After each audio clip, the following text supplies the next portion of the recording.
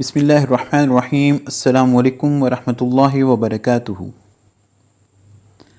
دوستو، اگر آپ اپنے ضائع ہو جانے والے اوقات پر نادم ہیں اور چاہتے ہیں کہ کسی طرح ان اوقات کی تلافی ہو جائے تو اپنے موجودہ وقت کی قدر کریں۔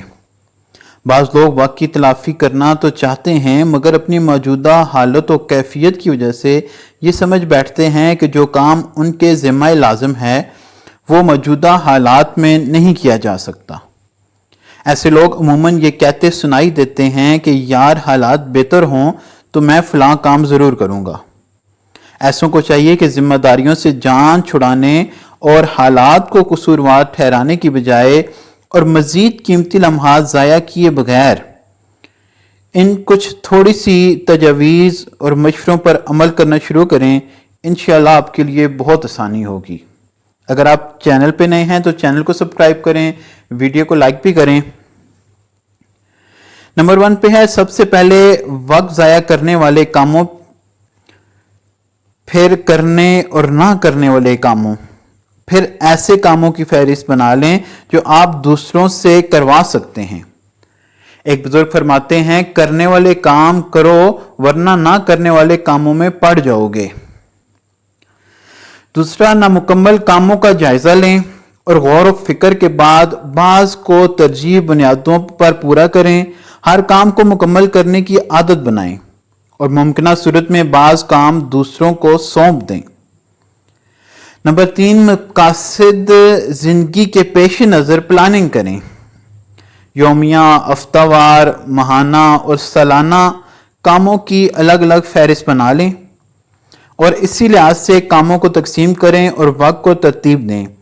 وقتاً فوقتاً اس فہرست کا جائزہ لیتے رہیں اور ضروری ہو تو کمی بیشی کرتے رہیں۔ چوتھا ہے کچھ لوگ آفس میں مصروف وقت پر آمد و رفت کو ہی کافی سمجھتے ہیں، رہی کارکردگی تو اس پر کوئی خاص توجہ نہیں دیتے۔ حالانکہ کارکردگی کے لحاظ سے اپنی صلاحیت بڑھانے میں اپنی اور ادارے کی نیک نامی اور ترقی پوشیدہ ہے۔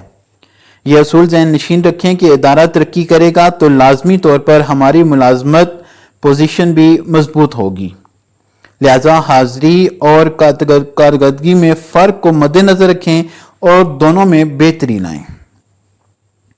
پانچواں ہے کہ کارکردگی اچھی ہونے کے ساتھ آفس میں آمد و رفت بھی وقت پر ہو تو یہ سونے پہ سہاگا ہے۔ بعض لوگ کارکردگی تو خوب دکھاتے ہیں مگر دفتر میں مسلسل تاخیر سے پہنچتے ہیں۔ یاد رہے کہ اس کوتاہی کا شکار افراد اگر اپنی روش تبدیل نہ کریں تو بسا اوقات ادارے ایسوں کی خدمات سے محروم ہو جاتے ہیں۔ نمبر 6 پہ ہے کم وقت میں زیادہ اور مؤثر کام بہتر طریقے سے کرنے کی کوشش کریں۔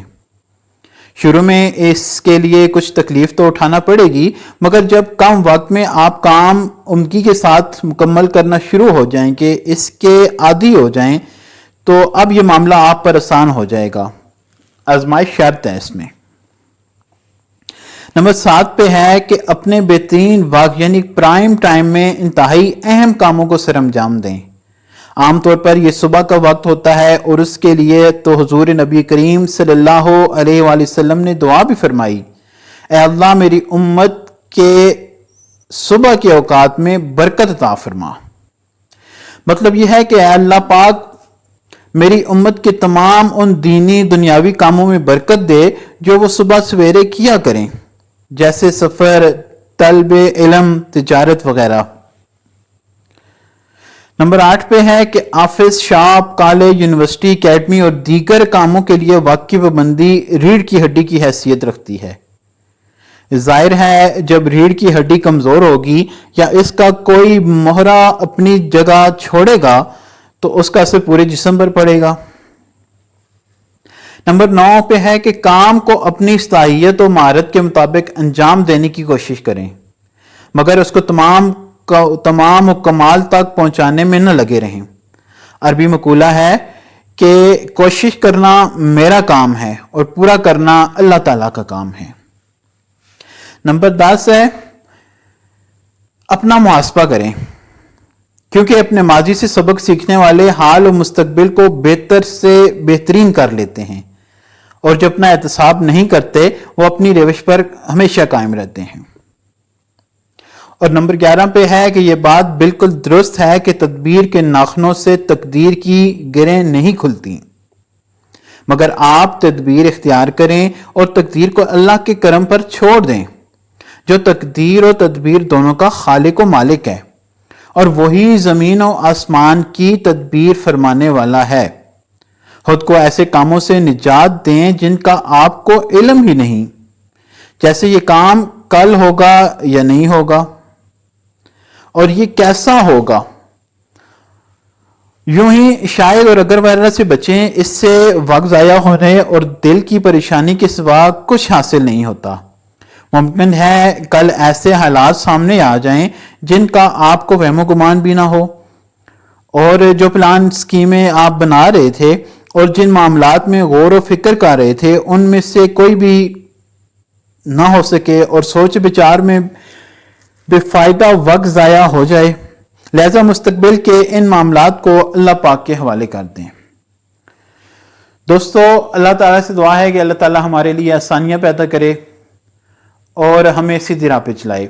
अगर आपको वीडियो अच्छी लगी है तो वीडियो को लाइक करें, चैनल पे नए हैं तो चैनल को भी सब्सक्राइब करें। अस्सलामु अलैकुम वरहमतुल्लाह।